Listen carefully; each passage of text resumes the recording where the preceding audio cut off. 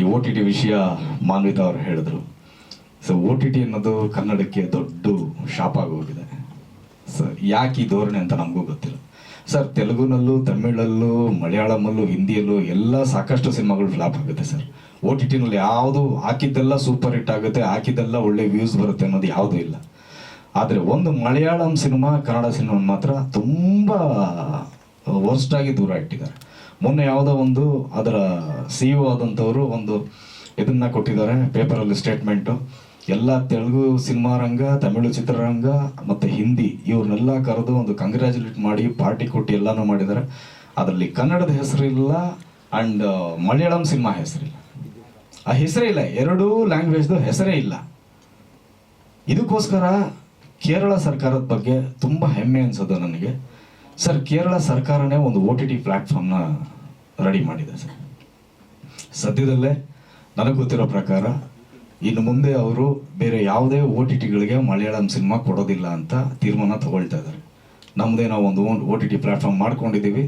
ನಮ್ಮ ಸಂಸ್ಕೃತಿ, ನಮ್ಮ ಭಾಷೆ ಅದನ್ನು ಬಿಂಬಿಸೋವಂಥ ಒಂದು ಮಲಯಾಳಂ ಚಿತ್ರರಂಗವನ್ನು ಉಳಿಸ್ಕೊಳ್ಳೋಂಥ ಕೆಲಸ ನಮಗೆ ನಾವೇ ಮಾಡ್ಕೊಳ್ತೀವಿ ಅಂತೇಳಿ ಮಾಡಿದ್ದಾರೆ. ಆ್ಯಂಡ್ ಅದಾದಮೇಲೆ ಹೈಕೋರ್ಟು ಸಹ ಒಂದು ಆಜ್ಞೆಯನ್ನು ಹೊರಡಿಸಿದೆ.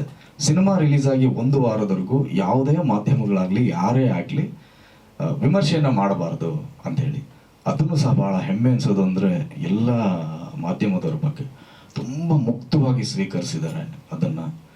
ಆ್ಯಂಡ್ ಹೆಚ್ಚಾಗಿ ತುಂಬ ಒಳ್ಳೆ ಮಾತುಗಳನ್ನು ಆಡಿ ಬರಿತಾ ಇದ್ದಾರೆ ಮಲಯಾಳಂ ಸಿನಿಮಾಗಳ ಬಗ್ಗೆ. ಈಗ ಅದೊಂದು ಇಂಡಸ್ಟ್ರಿ ಒಂದು ತುಂಬ ಯೂನಿಟಿಯಾಗಿ ನಿಂತ್ಕೊಂಡು ಈ ಒಂದು ಏನಿದೆ ಅದನ್ನು ಸಮಸ್ಯೆಯನ್ನು ಎದುರಿಸ್ತಾ ಇದೆ. ಎಲ್ಲ ಕನ್ನಡದ ಸರ್ಕಾರ, ಕರ್ನಾಟಕ ಸರ್ಕಾರ ಆಗಲಿ, ತಮ್ಮಲ್ಲಾಗಲಿ ಸಂಬಂಧಪಟ್ಟಂತೆ ಎಲ್ರಿಗೂ ನಾನು ರಿಕ್ವೆಸ್ಟ್ ಮಾಡೋದೇನೆಂದರೆ, ದಯವಿಟ್ಟು ಈ ರೀತಿಯಾದಂಥ ಒಂದು ಮಾರ್ಪಾಡು ನಮ್ಮ ಕನ್ನಡ ಸಿನಿಮಾದಲ್ಲೂ ಬರಲಿ ಅಂತ ನಾನು ಇಚ್ಛೆ ಪಡ್ತೀನಿ. ಸೊ ಮಾನ್ಯ ಸರ್ಕಾರಕ್ಕೆ ನಾನು ಮನವಿಯನ್ನು ಸಲ್ಲಿಸ್ತೇನೆ. ಕನ್ನಡ ಚಿತ್ರರಂಗದ ಪರವಾಗಿ, ಕನ್ನಡಿಗರ ಪರವಾಗಿ ಒಬ್ಬ ಕನ್ನಡಿಗನಾಗಿ ದಯವಿಟ್ಟು ಕನ್ನಡದಲ್ಲೂ ಸಹ ಈ ರೀತಿಯಾದ ಒಂದು ಓ ಟಿ ಟಿ ಪ್ಲ್ಯಾಟ್ಫಾರ್ಮ್, ನಮ್ಮದೇ ಆದಂಥ ಒಂದು ಆ್ಯಪ್, ಚಂದನವನದ ಒಂದು ಆ್ಯಪ್ ರೆಡಿಯಾಗಲಿ. ನಾವು ಹೋಗಿ ಯಾರ ಮುಂದೆನೂ ಭಿಕ್ಷೆ ಬಿಡೋದು ಬೇಡ ಸರ್. ಯಾಕಂದರೆ ಇಲ್ಲಿ ಇರ್ತಕ್ಕಂಥ ಪತ್ರಕರ್ತರು ಸಾಕಷ್ಟು ಜನ, ವಾಸು ಸರ್ ಇರ್ಬೋದು, ಮತ್ತು ನಮ್ಮ ಮಂಜು ಇರ್ಬೋದು, ಚೇತನ್ ಅವರು ಇರ್ಬೋದು, ನಾಗೇಶ್ ಅಣ್ಣ ಇರ್ಬೋದು, ಇವರೆಲ್ಲನೂ ನಾವು 20 ವರ್ಷದಿಂದ ನಮ್ಮನ್ನು ಉಳಿಸ್ಕೊಂಡು ಬೆಳೆಸ್ಕೊಂಡು ಬಂದಿದ್ದಾರೆ. ನಾವು ಸಿನಿಮಾಗಳು ಚೆನ್ನಾಗಿ ಮಾಡದೇ ಇದ್ದಾಗ ನಮಗೆ ಬೈದಿದ್ದಾರೆ, ಬುದ್ಧಿ ಹೇಳಿದ್ದಾರೆ, ಚೆನ್ನಾಗಿ ಮಾಡಿದಾಗ ಬೆಂತಟ್ಟಿದ್ದಾರೆ ಸರ್. ಅವ್ರ ಬರವಣಿಗೆಗಳೆಲ್ಲ ಏನಿತ್ತು ಅವೆಲ್ಲ ಇವತ್ತು ನಾವು ನೆನೆಸ್ಕೊಳ್ಬೇಕು. ಅವ್ರ ಸಿನಿಮಾ ರಂಗ ಹೆಂಗೆ ಬೆಳೆದು ಬಂದಿತ್ತು ನಮಗೆ ಗೊತ್ತು ಸರ್. 25 ಸಿಲ್ವರ್ ಜೂಬ್ಲಿ 25 ವಾರ ಆಯಿತು ಅಂದರೆ ಎಲ್ಲರೂ ಹಬ್ಬದ ಥರ ಸಂಭ್ರಮ ಮಾಡ್ತಾ ಇದ್ವಿ ನಾವು. ಒಂದು ಸಿನಿಮಾ 100 ಡೇಸ್ ಹೋಯ್ತು ಅಂದರೆ ಎಲ್ಲ ಪತ್ರಕರ್ತರು, ಎಲ್ಲ ಮಾಧ್ಯಮದವರು ಸೇರಿಕೊಂಡು ಅದೊಂಥರ ವಾತಾವರಣನೇ ಬೇರೆ ಇತ್ತು. ಇವತ್ತು ಯಾರೂ ಇಲ್ಲ. ಇವತ್ತು ಯಾರನ್ನ ಕೇಳೋದು, ಯಾರನ್ನ ಬಿಡೋದು, ಎಲ್ಲಿನ ಸಂಭ್ರಮ ವಾತಾವರಣ ಸರ್. ನಾವೆಲ್ಲರೂ ಸೇರಿ ಒಟ್ಟಿಗೆ ಕೂತ್ಕೊಂಡು ಊಟ ಮಾಡಿ ಎಷ್ಟು ದಿನ ಆಯಿತು ಸರ್. ಒಂದು ಸಿನಿಮಾ 100 ಡೇಸ್ ಅನ್ನೋ ಕಾನ್ಸೆಪ್ಟೇ ಹೊರಟೋಯ್ತಲ್ಲ ಸರ್. ನೆನಪೇ ಇಲ್ಲ, ಆ ಥರ ಆಗೋಗಿದೆ ಸರ್. ಆ್ಯಂಡ್ ಹೋಗಿ ಯಾವ ಓ ಟಿ ಟಿ ಮುಂದೆ ಹೋಗೋದು, ಎಲ್ಲಿ ಹೋಗೋದು, ಇಟ್ಸ್ ಆಲ್ ಕಾರ್ಪೊರೇಟು. ಯಾರನ್ನ ಕೇಳೋದು? ಇವತ್ತು ಮಲ್ಟಿಪ್ಲೆಕ್ಸ್ಗೆ ಹೋಗಿ ಅಲ್ಲಿ ನಮ್ಮ ಸಿನಿಮಾಗಳು ರಿಲೀಸ್ ಆಗ್ತಾರೆ.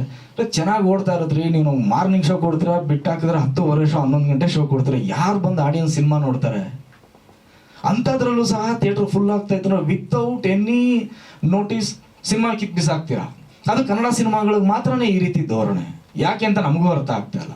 ಹೋಗಿ ಯಾರನ್ನ ಕೇಳೋದು?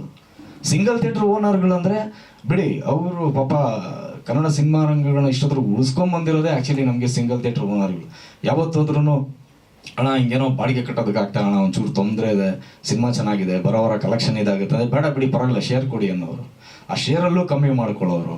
ಅಣ್ಣ ಹಿಂಗೇನೋ ಸಿನಿಮಾ ಅಣ್ಣ 100 ಡೇಸ್ಗೆ ಇನ್ನೊಂದು 2 ವಾರ ಇದೆ ಅಣ್ಣ, ಹೋಗ್ಬಿಟ್ರೆ ಒಂದು ಕ್ರೆಡಿಟ್ ಅಣ್ಣ ಎಂಟೈರ್ ಟೀಮ್ಗೆ ಅಂದರೆ ಬಿಡ್ರಿ ಓಡಿಸ್ರಿ ಪರವಾಗಿಲ್ಲ ಅನ್ನೋರು. ಎಲ್ಲೋಯ್ತು ಈ ಥರ ಮಾನವೀಯತೆ ಮನಸ್ಸುಗಳು. ಬರೀ ವ್ಯಾಪಾರ ಚೆನ್ನಾಗಾದ್ರೂ ಕನ್ನಡ ಸಿನಿಮಾಗಳನ್ನ ಯಾಕೆ ಓಡಿಸಲ್ಲ? ಅರ್ಥನೇ ಆಗದೆ ಇರೋಂಥ ಪ್ರಶ್ನೆ ಇದು. ಹೋಗ್ಲಿ, ಸಿನಿಮಾ ಚೆನ್ನಾಗಿಲ್ವಾ, ಕೆಟ್ಟ ಸಿನಿಮಾಗಳ, ಅದೇನೂ ಮಾಡೋದಕ್ಕಾಗಲ್ಲ, ಬಿಟ್ಬಿಡೋಣ. ಚೆನ್ನಾಗಿರೋ ಸಿನಿಮಾಗಳು, ಎಷ್ಟು ಸಿನಿಮಾಗಳು, ಒಳ್ಳೊಳ್ಳೆ ಸಿನಿಮಾಗಳು ಬರ್ತಾ ಇದ್ದಾವೆ, ಹೊಸ ಪ್ರೊಡ್ಯೂಸರ್ಗಳು ಬರ್ತಾ ಇದ್ದಾರೆ. ಆಮೇಲೆ ಇವತ್ತು ಹೊಸ ಪ್ರೊಡ್ಯೂಸರ್ಗಳು ನಿಜವಾಗ್ಲೂ ಕಾಲು ಮುಟ್ಟಿ ನಾವು ನಮಸ್ಕಾರ ಮಾಡಬೇಕು ಸರ್. ನೋಡಿ, ಇಂಥ ಹೊಸ ಪ್ರತಿಭೆಗಳಿಗೆ ಯಾವ ದೊಡ್ಡ ಬ್ಯಾನರು, ಯಾವ ದೊಡ್ಡ ಪ್ರೊಡ್ಯೂಸರ್ಗಳು ಅವಕಾಶ ಕೊಡ್ತಾ ಇಲ್ಲ. ನಿಮಗೆ ಗೊತ್ತಾಗಿರ್ಬೇಕು ವಾಸು ಸರ್, 16 ಸಿನಿಮಾ ರಿಲೀಸ್ ಆಗುತ್ತೆ. 16 ಸಿನಿಮಾನು ಹೊಸ ಪ್ರೊಡ್ಯೂಸರ್ಗಳೇ, ಹೊಸ ಪ್ರತಿಭೆಗಳನ್ನೇ ಕರ್ಕೊಂಡ್ಬಂದಿರ್ತಾರೆ ಸರ್. ₹1 ಮನೆಗೆ ತೊಗೊಂಡು ಹೋಗ್ತಾ ಇಲ್ಲ ಅವರು. ಪ್ರತಿ ವಾರ ನಿಮ್ಗೆ ಗೊತ್ತು ಎಷ್ಟು ಸಿನಿಮಾ ಬರ್ತಾ ಇದೆ, ₹1 ಒಬ್ಬ ಪ್ರೊಡ್ಯೂಸರ್ ಮನೆಗೆ ತೊಗೊಂಡು ಹೋಗ್ತಾರೆ. ಆದರೂ ಹೊಸ ಪ್ರೊಡ್ಯೂಸರ್ಗಳು ಬರ್ತದೆ, ಹೊಸ ಪ್ರತಿಭೆಗಳನ್ನ ಕರ್ಕೊಂಬರ್ತಾ ಇದ್ದಾರೆ. ನಾವು ಅಂಥ ಹೊಸ ಪ್ರೊಡ್ಯೂಸರ್ಗಳಿಗೆ ಏನಾದರೂ ಮಾಡಿ ಸಪೋರ್ಟ್ ಮಾಡಲೇಬೇಕು ಸರ್ ನಾವು. ಯಾಕಂದರೆ ನಿಮ್ಮನ್ನು ಇಡೀ ಕನ್ನಡ ಸಿನಿಮಾನ, ತಂತ್ರಜ್ಞರನ್ನ ಎಲ್ಲರೂ ಇವತ್ತು ಉಳಿಸ್ತಾ ಇದ್ದಾರೆ, ಬೆಳೆಸ್ತಾ ಇದ್ದಾರೆ, ಊಟ ಕೊಡ್ತಾ ಇದ್ದಾರೆ ನಮಗೆ.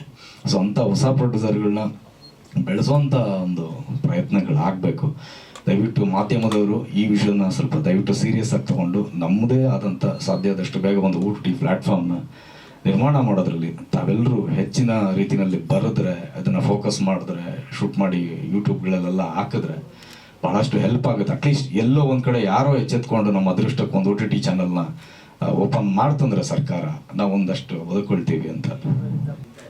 ಸರ್ ನಾವು ಯಾವ ಥರ ಅವ್ರ ಹೆಲ್ಪ್ ಕೇಳಿದ್ರೆ ನಾವು ಕೊಡೋದಕ್ಕೆ ರೆಡಿ ಇದೀವಿ ಸರ್. ಯಾಕಂದರೆ ಇವನ್ನು ಕಾವೇರಿ ವಿಚಾರದಲ್ಲಿರ್ಬೋದು, ಬೇರೆ ಯಾವುದೇ ವಿಚಾರದಲ್ಲಿರ್ಬೋದು ಸರ್, ಎಂಟೈರ್ ಚಿತ್ರರಂಗ ರಸ್ತೆಗೆ ಇಳಿದು ಪ್ರತಿಭಟನೆ ಮಾಡಿದ್ದೀವಿ, ಹೋರಾಟ ಮಾಡಿದ್ದೀವಿ. ಅಂಥದ್ರಲ್ಲಿ ಇವತ್ತು ಪ್ರೊಡ್ಯೂಸರ್ನ ಉಳಿಸೋದಕ್ಕೆ, ಕಲಾವಿದರನ್ನ ಉಳಿಸೋದಕ್ಕೆ, ನಮ್ಮ ಕನ್ನಡ ಸಿನಿಮಾ ರಂಗನ ಉಳಿಸ್ಕೊಳ್ಳೋದಕ್ಕೆ ನಾವು ಬರಲ್ಲ ಅಂತೀವಿ ಸರ್. ಎನಿ ಟೈಮ್ ಎಲ್ಲರೂ ರೆಡಿ ಇದ್ದಾರೆ ಸರ್. ಬಟ್ ಒಂದು ಕೂಗು ಬೇಕು ಸರ್. ಹೌದು,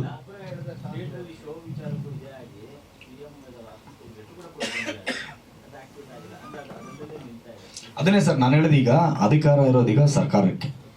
ಸರ್ಕಾರ ಒಂದು ಹೆಜ್ಜೆ ಮುಂದೆ ಇಡಬೇಕು ಸರ್. ಬನ್ನಿ ನಮ್ಮ ಸಿನಿಮಾ ರಂಗ ನೀವೆಲ್ಲರೂ ಒಟ್ಟಿಗೆ ಬನ್ನಿ ಅಂತ ಕರೀತು ಅಂದರೆ ನಾವೆಲ್ಲನೂ ರೆಡಿ ಇರ್ತೀವಿ ಸರ್. ಇಲ್ಲಾಂದರೆ ನಾವು ಏನೇ ಮನವಿ ಪತ್ರ ಇಟ್ಕೊಂಡ್ರು, ಏನೇ ಮಾಡಿದ್ರು, ಏನೇ ಇದ್ರೂ ಕೊನೆಗೆ ನಮಗೆ ಸರ್ಕಾರದಿಂದ ನಮಗೆ ಸಪೋರ್ಟ್ ಸಿಗಲಿಲ್ಲ ಅಂದರೆ ಅಲ್ಟಿಮೇಟಾಗಿ ನಾವೇನೋ ಮಾಡೋದಕ್ಕಾಗಿಲ್ಲ. ಅದು ಭರವಸೆ ಆಗಷ್ಟೇ ಉಳಿದೆ, ಅದನ್ನು ಕಾರ್ಯರೂಪಕ್ಕೆ ತರಬೇಕು. ಅದರಲ್ಲಿ ನಮಗೆ ಇದೊಂದು ಗ್ಯಾರಂಟಿ ಒಂದು ಮಾಡಿಕೊಟ್ಬಿಟ್ರೆ ಕನ್ನಡ ಚಿತ್ರರಂಗ ಸದಾ ಚಿರಋಣಿಯಾಗಿರ್ತೀವಿ ಸರ್ ಸರ್ಕಾರಕ್ಕೆ. ಅದನ್ನ ಮಾಡಬೇಕು.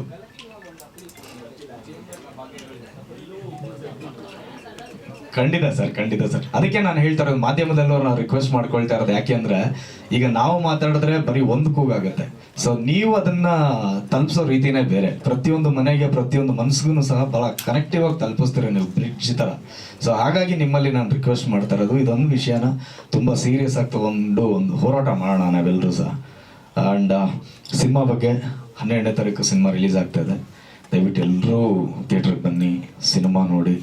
ಇಂಥ ಒಂದು ಕಂಟೆಂಟ್ ಇರೋ ಸಿನಿಮಾಗಳಿಗೆ ಬೆಂಬಲವನ್ನು ಕೊಡಿ ಅಂತ ಈ ಮುಖಾಂತರವಾಗಿ ಹೇಳೋದಕ್ಕೆ ಇಷ್ಟಪಡ್ತೀನಿ. ಬೇರೆ ಎಲ್ರಿಗೂ ಅವ್ರ ವಿಚಾರ ಅವರು ಮಾತಾಡಿದ್ದಾರೆ. ಆ್ಯಂಡ್